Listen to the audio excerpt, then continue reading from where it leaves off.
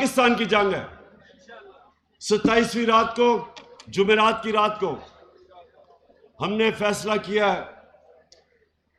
कि उसको हमने शब दुआ, मैं खुद मौलाना तारिक जमील के साथ उस दिन दुआ करूंगा। सारे आपने हम सब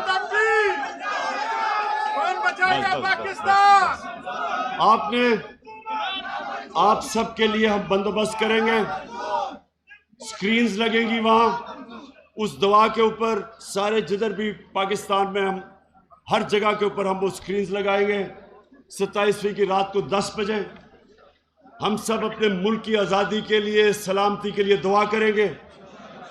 इस मुल्क के मुस्तकबिल, अपने बच्चों के मुस्तकबिल के लिए दुआ करेंगे और इसकी आज़ादी के लिए और इन चोरों से आज़ादी के लिए।